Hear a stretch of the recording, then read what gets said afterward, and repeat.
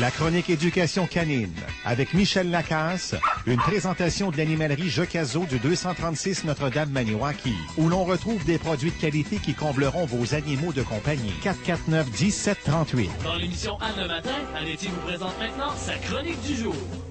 Sujet aujourd'hui avec Michel Lacasse, Halloween, conseil avec les petits chiens. Bonjour Michel. Ah, bonjour Anne, comment ça va? Ça va super bien. Good. Fête de l'Halloween. Mon Facebook, Anne, là, d'ouvert devant moi, là. Oui. Et c'est bien le fun, ton statut, avec tes petits amours, la garde malade, tout titre, et Indiana Jones. Pilou. Ils sont assez sweet, hein?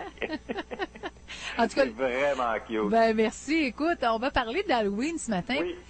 C'est quoi? C'est parce que les chiens n'arrêtent pas de japper lorsque la cloche sonne, on frappe à la porte, ou on a des conseils? Je veux savoir, ça m'intéresse beaucoup ce matin. En fait, c'est beaucoup d'excitation pour les chiens que cette fête de l'Halloween. Les chiens sont pas toujours habitués à ça, surtout les plus jeunes. Donc, on va parler de ce qu'on peut faire pour que la soirée du 31 octobre soit un petit peu moins anxiogène pour les pitous. Je vais donner des petits conseils. C'est rien de compliqué, tu vas voir. Okay. D'abord, on fait attention aux plats de bonbons qui pourraient se retrouver à la portée du chien. On le dira jamais assez, mais le chocolat est toxique pour lui, assez pour qu'il en décède. Et il y a aussi les enrobages de friandises, là, les papiers d'aluminium et les pellicules de plastique là, qui pourraient lui causer de gros problèmes si, bien sûr, il les ingère. Donc, on invite vraiment les gens à mettre les plats de bonbons dans des endroits qui sont en hauteur et on explique aux enfants leur retour pourquoi il ne faut pas en donner aux chiens.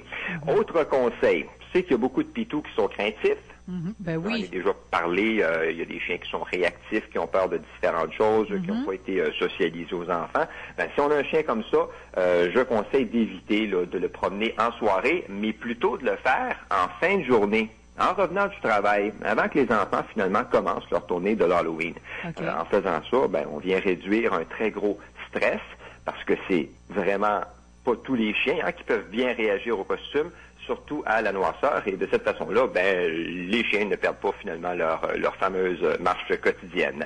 Si par ailleurs on a un chien qui est de nature agressive, on doit gérer l'environnement à tout prix, c'est-à-dire le mettre en cage ou dans une petite pièce à part, et on ajoute bien sûr quelque chose comme un Kong bien bourré ou un jouet fascinant pour le désennuyer. Attention, les gens qui voudraient justement profiter pour travailler sur un quelconque comportement de leur chien le 31 octobre, chien qui jappe beaucoup lorsque la sonnette se fait entendre, entre autres, je vous suggère de le faire à un autre moment. Le 31, il y a des enfants.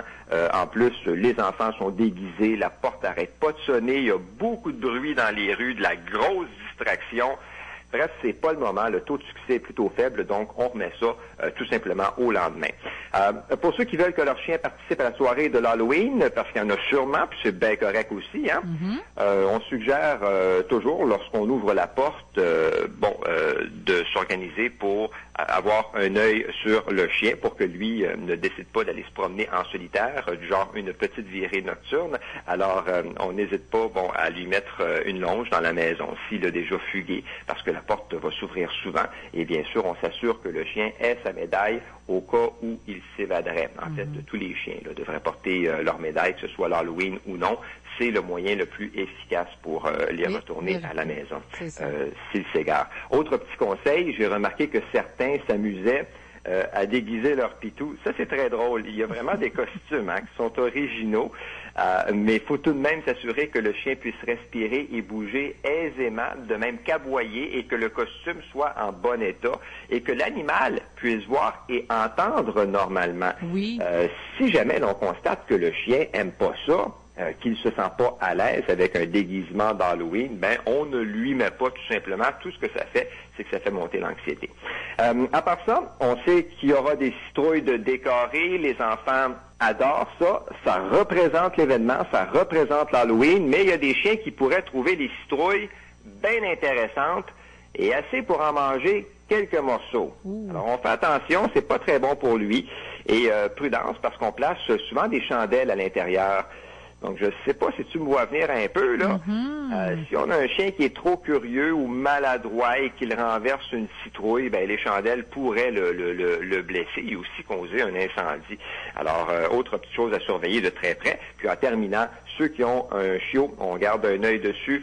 Tout au cours de la semaine, si la maison est décorée, il pourrait manger n'importe quoi, ce qui inclut les fils électriques des fameuses décorations qui sont parfois très difficiles d'accès. Alors, il est important de surveiller. Et encore une fois, de gérer l'environnement. On se sert de petites barrières pour bébé et le tour est joué. Et ces nombreux conseils, bons conseils, vont faire de l'Halloween une fête agréable pour tout le monde, même le pitou. Absolument, pour les enfants et les adultes aussi, hein? Ben oui, certain. Hey, Michel Lacasse, merci beaucoup.